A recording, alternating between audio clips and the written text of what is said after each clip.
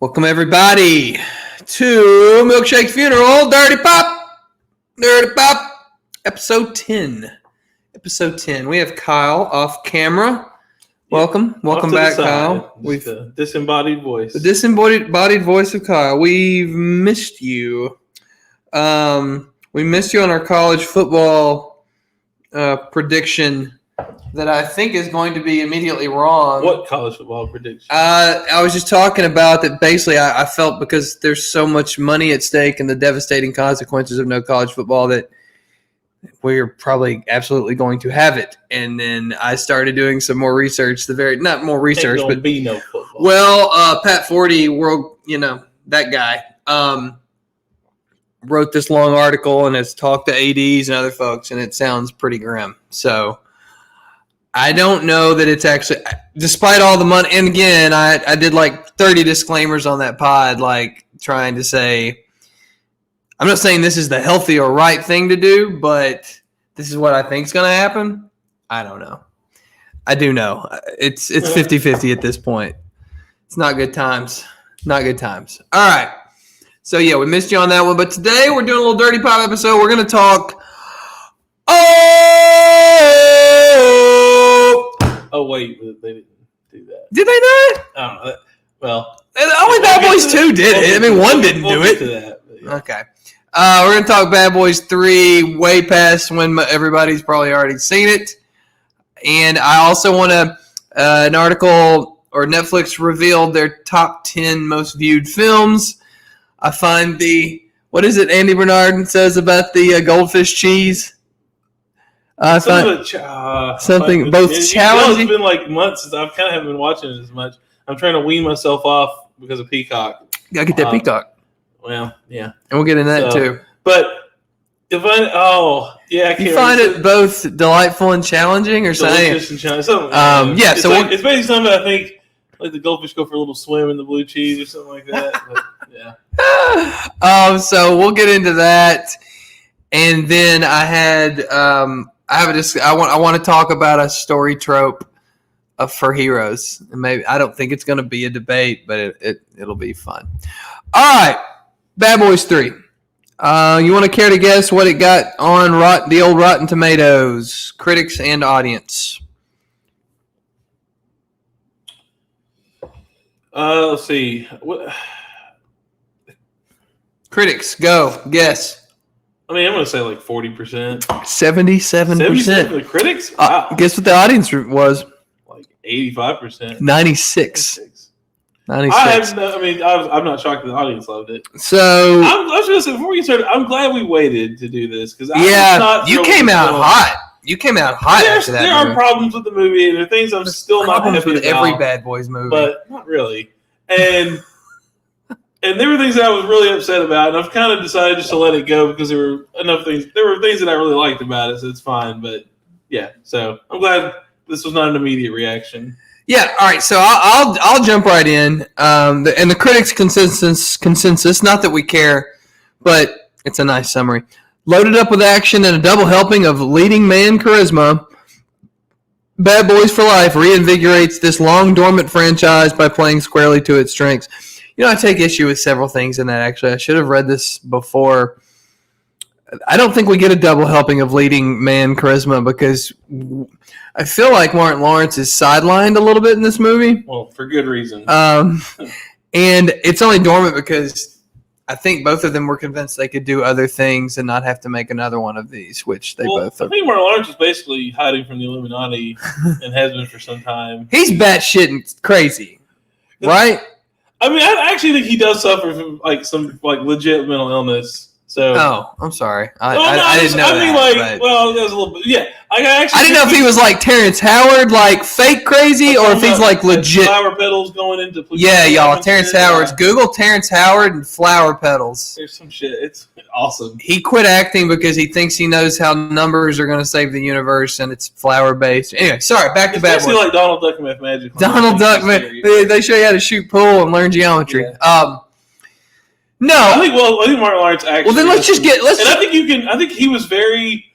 I feel like you can almost tell that he suffers from anxiety because the first 30 minutes it seemed like he basically wasn't there. No, It was stressful. Yeah. All right, well, I'll just jump into it. I loved this. I loved this movie.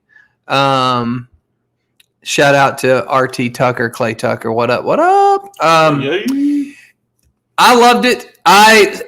Admittedly, I went back and had just recently rewatched the first two within the last few months, and I love both those movies. I loved them more a few years ago. On the rewatch, I don't know. They're still great movies. I loved 3 because I don't know that I wanted. 2 was one on crack, which was great. It's not Ron Swanson, but in 21 Jump Street or 20, do the same thing. That's what we want. 22 Jump Street. Do the same thing. Like, well, I guess better. It's like, okay, yeah, cool. I was a little different on this one because I was prepared to get more of the same. And you get there's a lot of violence. You get a lot of shootouts. But I just felt this movie had a bit more, a little bit more layers to it. I don't know. There's a little more for me to chew on. And I'm not knocking the first 2, but I'm just glad they didn't say, let's do 2, but let's do it on steroids. Let's have 3 drug lords. And let's so I don't know. I really liked it. I love and there's spoilers in this. If you haven't seen it and you don't want to know stuff, go ahead and just stop and come back in a minute.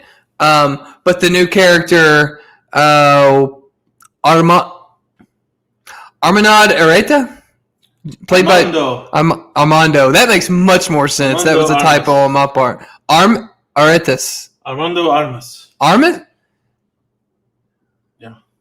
I can't type. That's what the Google is saying. Wow. Let me tell you how I spelled it. ARMONOD space ARETA. Oh, I like that. Hey, man, he's Greek now. Anyway, Jacob Scipio is the actor who does some Jason Bourne-like stuff. It's so obvious to me that he is going to end up being the anti-hero even though he does some. Okay, I was talking about what I love, and then we can talk about things they gloss over to get to where they want to get. I was actually going to let me see. I was going to start negative and go positive. But. No, I think he was a great addition. I thought I'm a little old-fashioned in certain ways, and that I don't always like. This is going to. If you say this is going to sound sexist, you're not supposed to say the next thing, right? Yeah, it means it's definitely going to be sexist. Say it. Who gives a shit? Come on. I have chivalric tendencies. Is that a word? Chivalric? The outpost. Okay. Is chivalric a word? You're taking like chivalry, but you're trying to turn it. It's a word for now. Yeah. My chivalrous, whatever. My tendencies of chivalry do sometimes make it hard for me to really dislike a female that's supposed to be the villain, especially when she doesn't directly have blood on her hands. So, she did. Okay, wait, she murdered the shit out of that poor girl at the start of the movie. The mom did. Oh, man. I don't know. Her inmates helped her quite a bit. I don't know. Yeah, that's one of my major issues. Just super, super weak villain in this film. Yeah, no, you're right. And I guess the reason it didn't bother me as much, I view this as a bridge film to the next 3 they're going to make, or the next 2.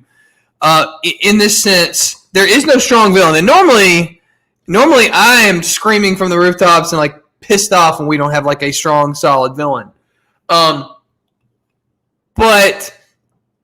what they did with him by the end, I don't know. Like, I was okay with it for some reason in this movie. I like that new character so much that I went past it. Ammo. All right, so what do you want us to talk about his kid? I mean, the new character. He was in. I just saw The Outpost, which came out last year. I know it was recently. What is that? I've seen it on his IMDb. I don't know what it is.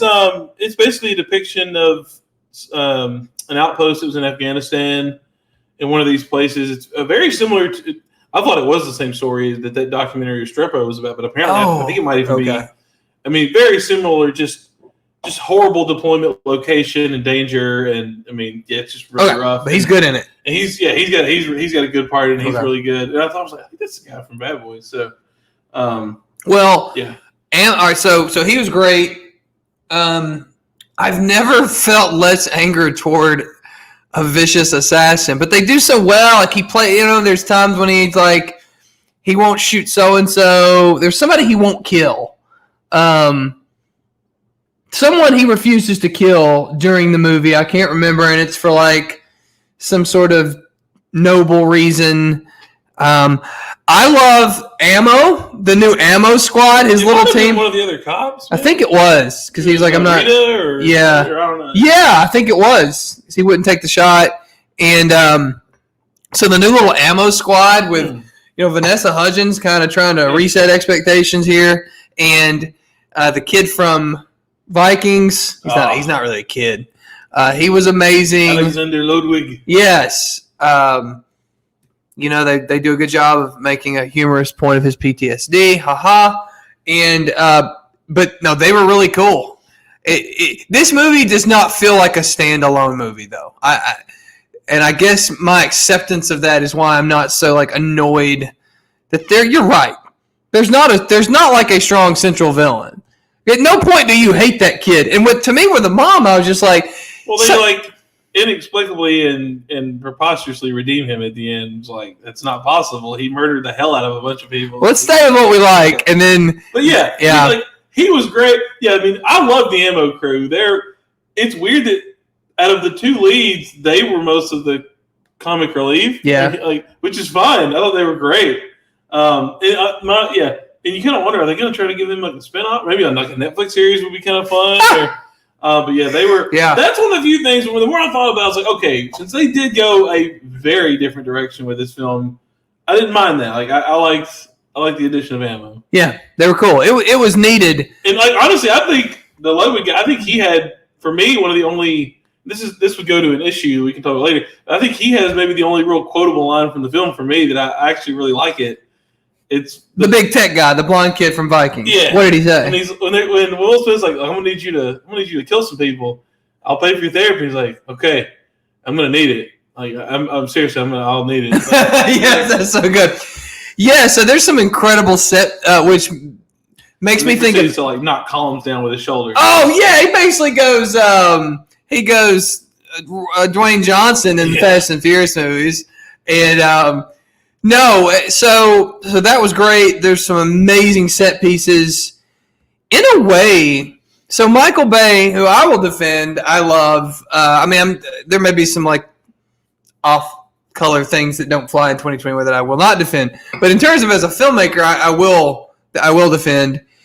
But one issue he sometimes has, and it's mostly on it mostly rears its head in the Transformers movies. Sometimes the action gets a little away from him, like in terms of there's too much going on the screen, and I don't know what's going on, and a little bit of that's good. But when you're 15 minutes into it and you're just like, my screen is exploding. Well, I guess people always say with him like he's always too close in, and you can even say it with his car chases, especially in the older movies, the first two. He does. He gets in real tight. He gets in real tight. I like it. I've never had an issue with it. I don't get why people complain so much. Like especially because you don't get. I think you get the fun of them in cars because he didn't direct this film, but because he's usually in so tight, that's where you get the cool the reactions and they throwing cars at me, Mike.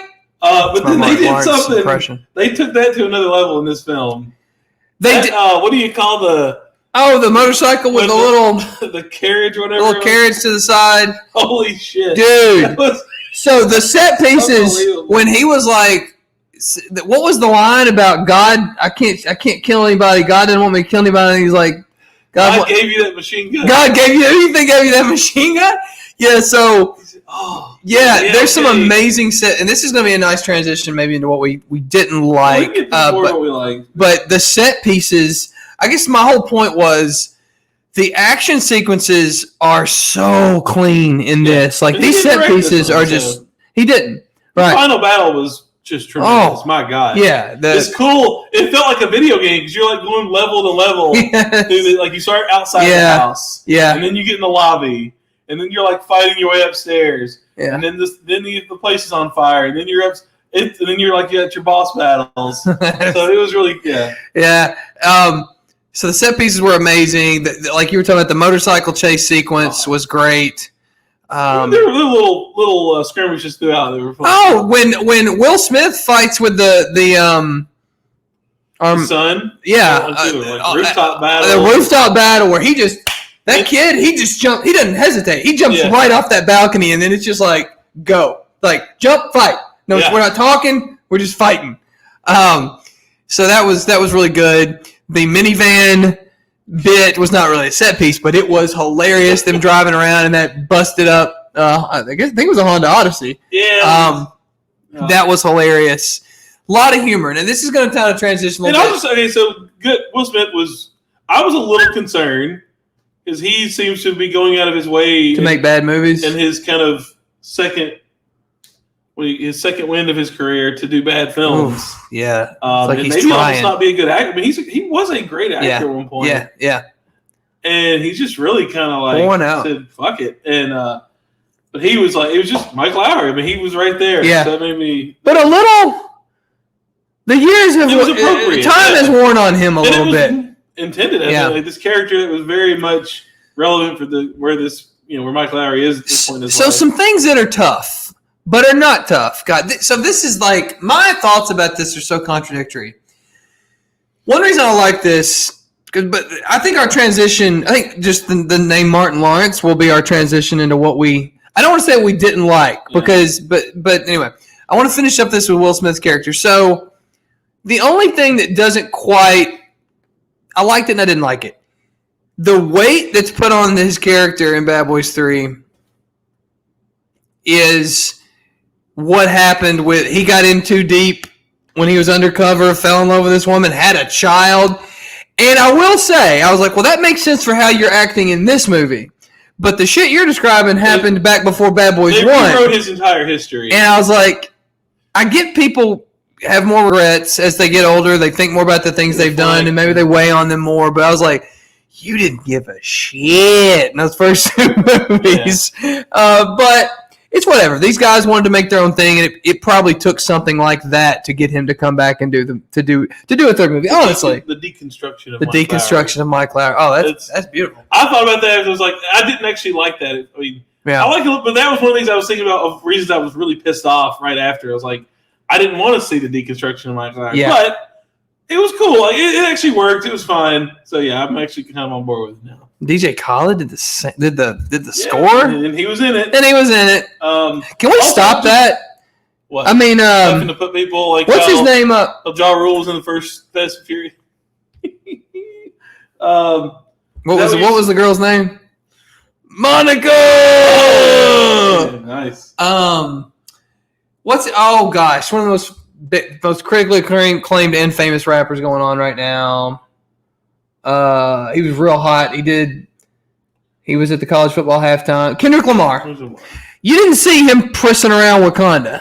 I mean, I'd be kind of cool. It would be kind of cool. Maybe that's a bad example. No, honestly, though, you're right because it would have really pulled it pulls you out of the film. Dr. Dre wasn't in Bad Boys 2. It's incredibly distracting. Yeah. Because you're like, oh, there's that super famous music art. Like, yeah, like it's not, yeah, like if you're. He's like, all blessings. If you're trying to be somewhat serious about your film, you probably, unless it's like I don't know. I'm conflicted because like there's nothing that can be funny. That's a nitpick. It is a super nitpick. And sometimes it works. I don't know, but like DJ Khaled is such a meme anyway that like I guess that's why it's kinda, did you want to see Led Zeppelin and Thor Ragnarok? Now, if you had said a scene where they're like Asgardian musicians, that'd be fucking cool as hell. Like the Fury Road musicians, like weird instruments, and they're on it, and they're playing the what is that song? The Hobbit song or the Lord of the Rings song. How do I know? Lord of the Rings. That song is based on Tolkien stuff. Is it not?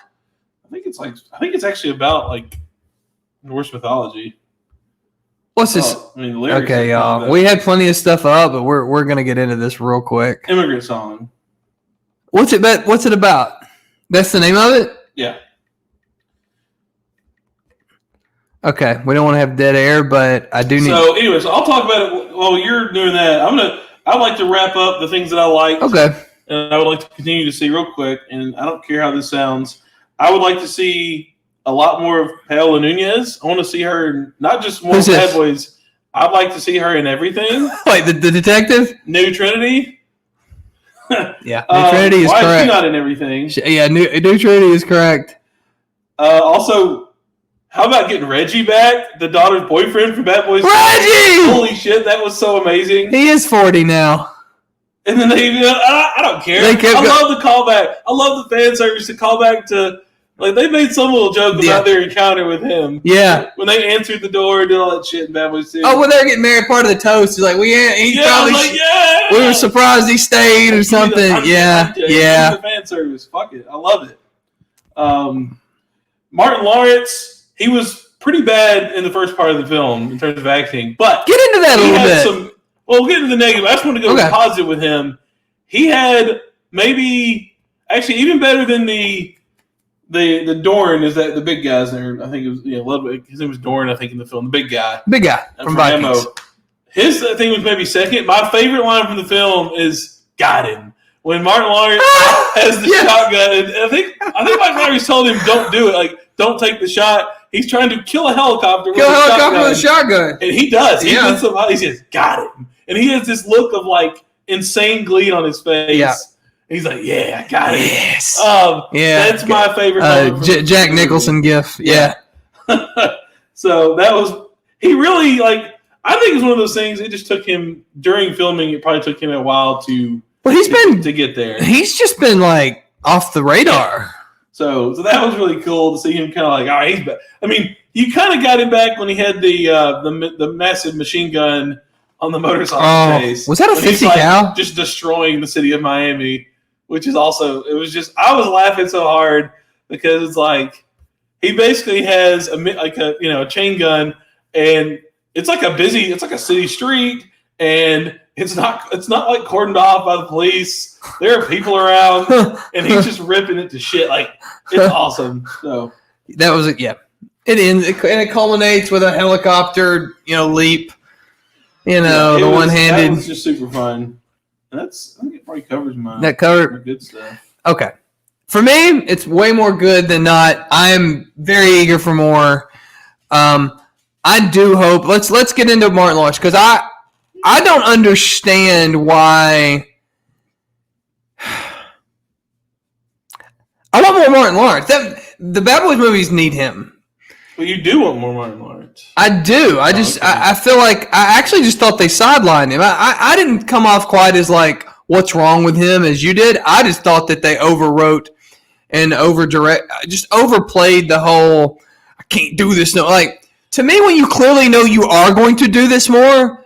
You don't have to keep doing that. Like, let him find a little peace with it. Like, there's that scene in the bar at the beginning, man. It looked like he just didn't know how to act. Like, it was very noticeable and just. Oh, yeah. Wait, are you talking about the toast? No, at the bar when it's just him and Mike. They're like a bar drinking. He's like, Mike, I can't kill nobody else. Well, it was just weird. Yeah, I don't know. It was just really, really strange. Maybe it was.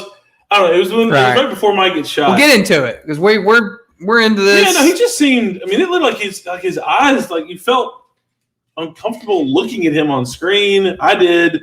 It just was really bizarre. Like I was like, "What the fuck?" You're not talking about like just necessarily like his shape, his physical shape. You just mean like his mannerisms. Yeah, like he's twitchy. His line delivery, his eyes. Like watching him, he just didn't look. It looked like he's trying to push the lines out with his eyes.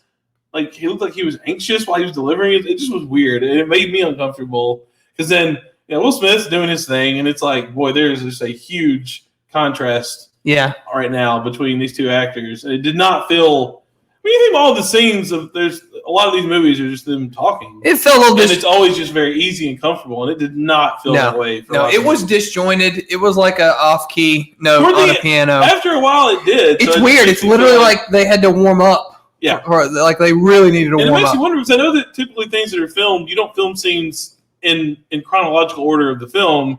You'll usually just film things as you need to, but. Maybe those were filmed early on. So, yeah, I don't know. Weird. What else you got? Bad? Yeah, bad. Not bad. Yeah, not really bad. Yeah, I think.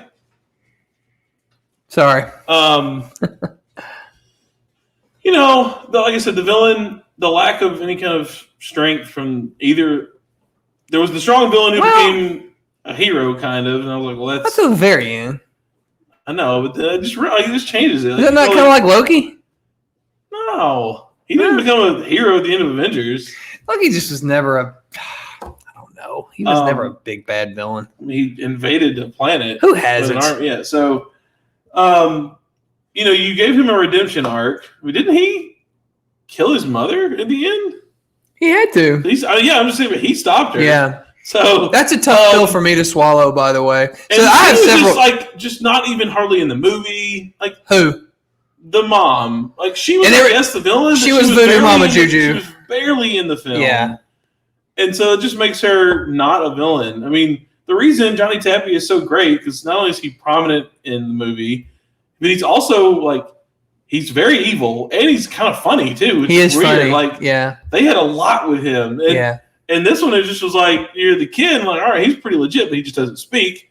But I don't know, I just felt like the movie was not even about a villain. It was about legacy and your past and how you move on with your life. I guess the villain was, what is our role in this world now for those two? Behold the ravages of age. Simpson shout out. The weird, I was very pulled out a lot with the variety of camera shots. There were times I was like, what the hell is going on?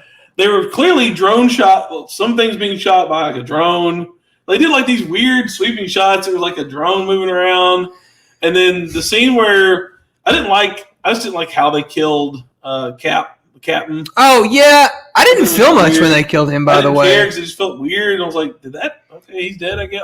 Well, he went so fast from doing, they probably thought that this jarring tone would have an effect. I just think it meant they missed the mark because we went from watching him ham it up. His character in the first two films. Well, yeah, but he's screaming inappropriate things at his granddaughter's. It's a soccer lacrosse match or something. It's and then next thing you know, he's getting blown away. You're just like, wait, what happened? Well, he gives some little.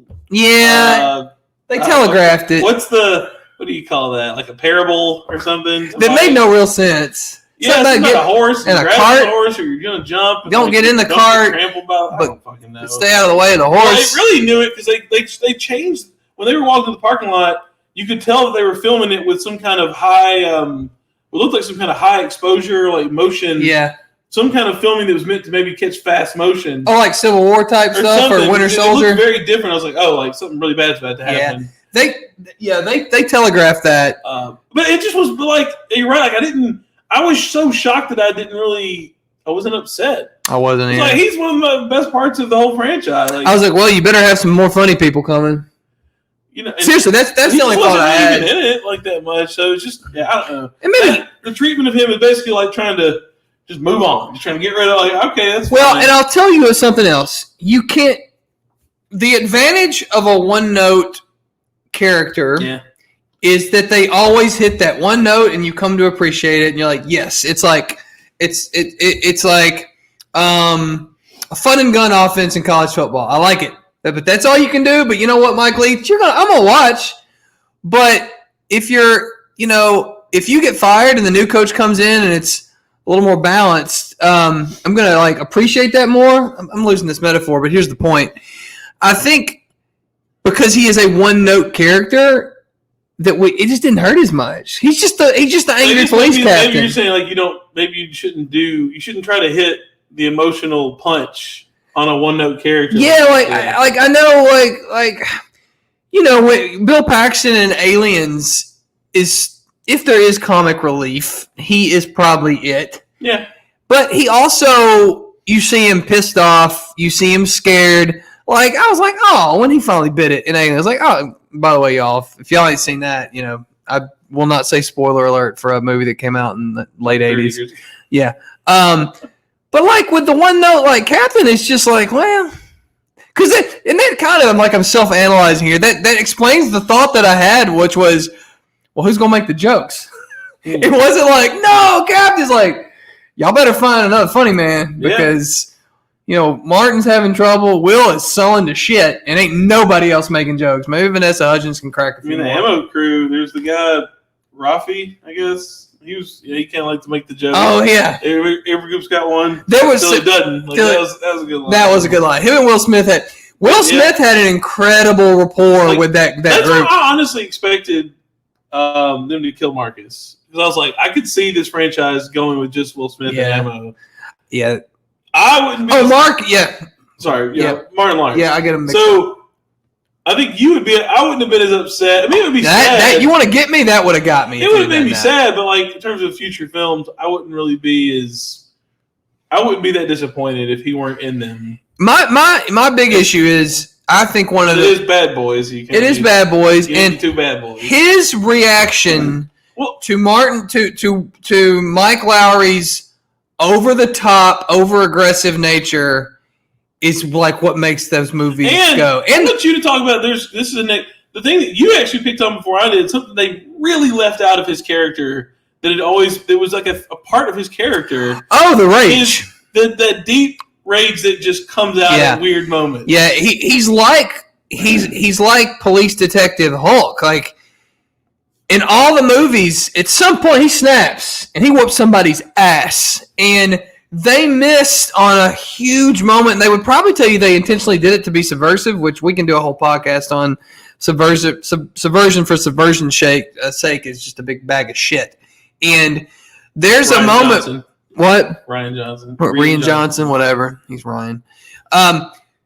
There's a moment where he is trying to get some information out of an accountant, some kind of like big dude. Yeah.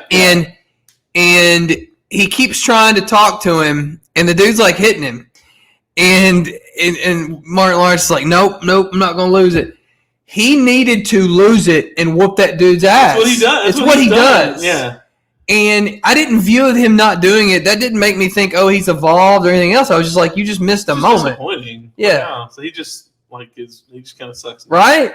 Like Andy Bernard season 8 or whatever. Yeah. Like, I mean, so shame on them. Ammo came in and took it. I was like, oh. Yeah. Like, you robbed me of like one of my favorite things about this franchise is because Will Smith, because then he'll usually say so. Like he said it to him. He said something about how's that working. He's like, I spoke to his soul. That's usually like there's like a precursor of him saying something. Yeah, he says something like, I'm gonna speak to the man's soul. Whack. Will Smith's like, well, how's his soul? It's in that house in that shootout in the second one when there's the one guy left alive. Oh, he's like crying. I'm sorry. And he just like kicks him in the head. I mean, yeah, they missed it. They missed the mark overall with his character. I think you would have enjoyed this movie a lot more if they could have actually given us a proper. Marcus. For sure. It was throughout the film. I was like, man, what is going on with this character? They just don't get it. So anyway, I think you're right. If you had the same Marcus, or even just an evolved, like just an older but still the same guy, Marcus, it would have made a big difference. And he kind of was by the end. That's why I like the last 45 minutes so much. All right. That's about all I've got on Bad Boys 3. Good. It was good. I did enjoy it. I would watch it again. Yeah.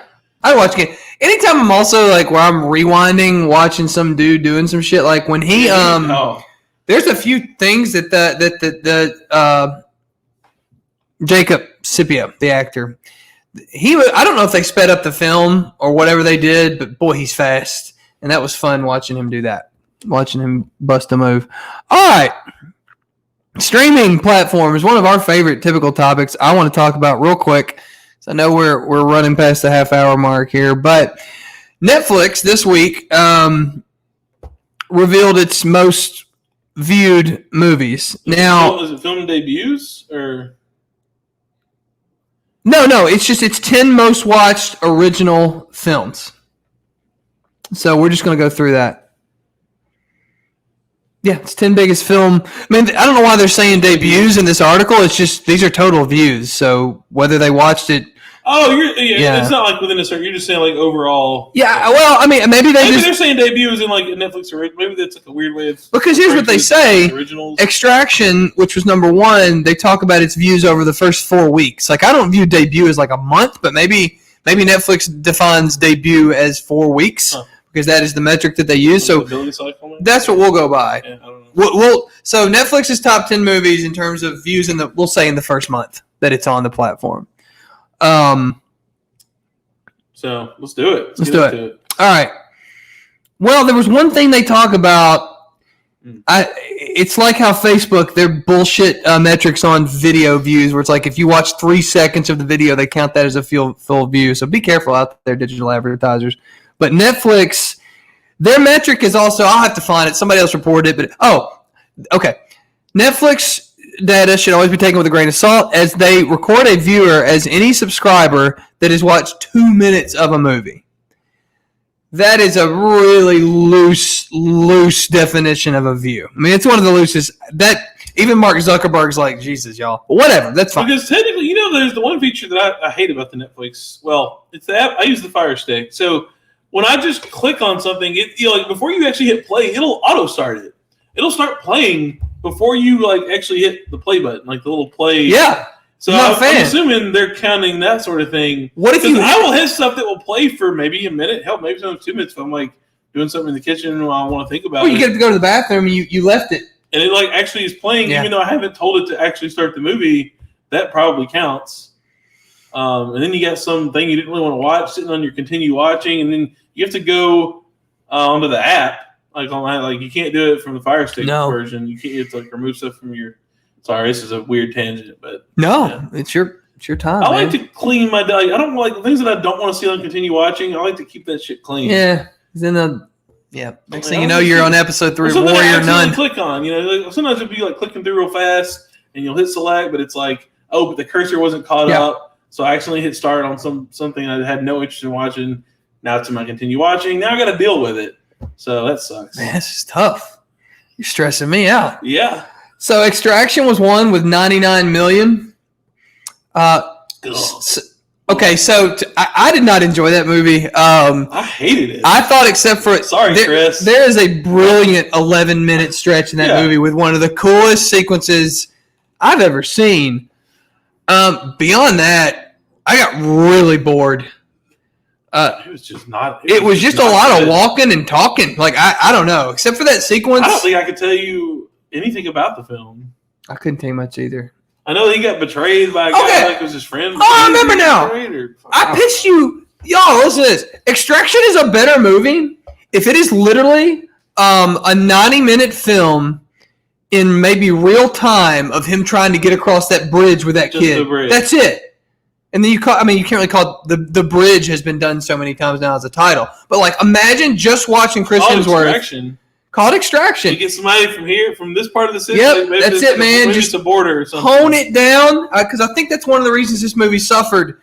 We started getting, for me, it did. A guy who's like in jail and he's like a crime lord. Is it his brother who's going to kill his son? It's like, what the fuck is? It's in India, right? It's set in India, I think. I don't want to be like.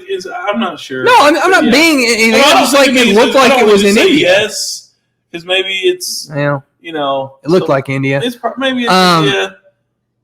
I don't know. Man. I don't even care. I just don't care. It's just a lot of him walking around in a sweaty T-shirt. Like, imagine if you just drill down, and we don't have any of this bullshit about, there's a crooked sheriff or there's a crooked police cap. Like, just no. Military Thor has to get this kid from the start of this bridge to the end of this bridge. They're going under the bridge. There's cables. There's things he's doing with these special forces. He made the bridge really big, and maybe there's like an area in the middle where people are like living under the bridge. Oh my God. You open the movie with the so-and-so bridge is the most trafficked bridge of any bridge on the planet. Every day. Like, you can do fun stuff. What you do is you create Hollywood. You create like a surreal version of something like that. The way that like John Wick gives you this weird surreal version of New York with all this shit that's like they take all this structure around this assassin society and just drop it into like and that obviously these things aren't there, but it feels very real. And like you could do something similar to create all this hyperbolic like structure and society around a bridge. Yeah. Well, like, and it would just be cool. Does he need more gear? Well, then he has a buddy on the back of the CIA who drops in a package using a drone. Like, there's ways to turn a bridge into a full movie. In the water now. He's getting instead of this shit where he finds a buddy, David Harbour, who so obviously is going to betray him, and you're like, I don't give a shit about this. This is stupid. And I don't care because I know it's not going to work. Just give me. It's halfway through the film. You proved that you know how to do this with that 11-minute sequence. Because that was like nothing I've almost ever seen. So you know how to do it. Some people got in here like, how are we going to fill up 2 hours? Well, we'll have this crooked guy here, and we'll have the Sheriff Hopper be an asshole from here, and it's like no. Anyway, all right, that was number one. There's a great. Maybe I will give the sequel a shot. I just hope the story is a lot tighter. I can't believe it's so popular. Look. Well, here's the thing.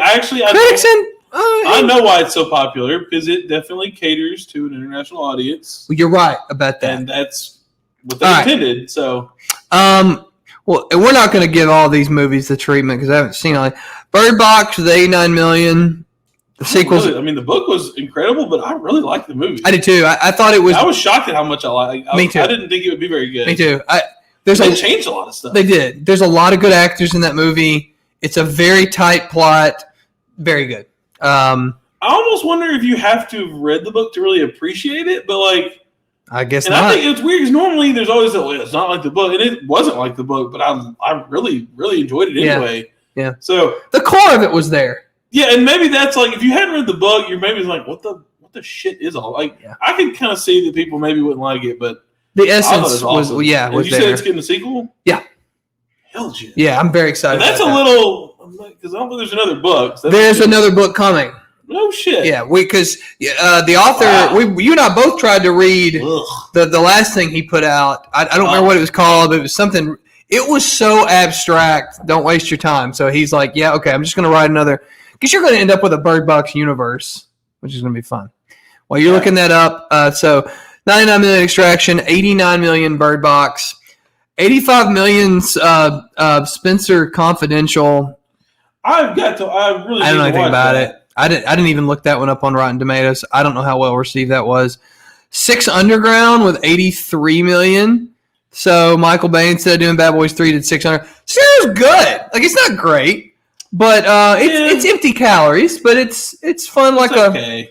Yeah. There's the one guy. It's pretty good, and there's the guy that he was really good as Dr. Dre in Straight Outta Compton, but I kind of think, man, I just am not sure if he can. I feel like he doesn't bring a lot of punch. He does not. His roles. He's a dry cracker. Quite good as Dr. Dre, but like a saltine cracker. But yeah, I was just kind of man, because he was kind of featured. All right, well, that was fourth with 83 million. Something called Murder Mystery was 73 million. Was that Aniston and Sandler? Aniston? Yeah, I never saw it. At some point. I'm not shocked. Adam Sandler brings money. He makes money, and it's straight garbage that he makes. But it's I should not say that. It might be funny. It might be funny. But his shit is always he always brings people. Yeah, it brings viewers. So yeah. Oh, they love it. The Irishman comes in at 6 with 64 million. Oscar buzz. It was good too, but yeah. The names alone are going to get you to stop and watch that. It's just 45 minutes too long. Triple Frontier comes in at 7 with 63 million. I wasn't sure if there was something wrong with Triple Frontiers with Affleck and Oscar. Well, that's the one I had. There's another one I haven't seen, but this one you've seen. We watched this together. I kind of liked it. Did you? Okay, I hated this movie, but it was. It was a movie. It was. I'm gonna try and do this. I've seen much worse. Much worse Netflix films. It's a heist movie for people that don't like heists. It's a military movie for people that don't like military. And it's an ensemble movie for people that don't like ensemble movies. I feel about this way the same way that Ultron. Oh well, it's yeah, you know what I'm going. From The Office. Yeah. Robert California. I feel about Triple Frontier the way Robert California feels about Black Eyed Peas. It's pop for people who don't like pop. It's rock for people who don't like rock. It's rap for people who don't like rap. And it didn't. Finally, luckily, I'm not insane. Trip looked like I found a little bit of agreement on Rotten Tomatoes. Not a drama, not an action movie. Not sure what it is. Mostly waste of screen time. It's not often I don't finish a movie. Perhaps it would be more believable to someone who has never served in the military, but trained operators bickering in the middle of a mission, incapable of maintaining a light discipline. Could they not find a military advisor? I wish I could give it negative stars. I honestly feel insulted having watched some of this. This is my favorite line, though. It makes the Expendables 3 turd float up from the worst over-talented flop ever. spoiler alert, Ben Affleck died twice in this movie when he decided to be in it, and his character in the third act. I hated it. It's truly... Anyway. I liked all the people in it. So I guess I liked everybody in it. That's why I could not believe how... I just thought it was joyless. For me, it had no energy. Expectations on Netflix films are so low. You do. See, you're not Netflix films are really, really terrible. You're an unreliable reviewer of Netflix movies because you expect them just to be. They are shit. Most of them, the vast majority, are terrible. What about The King?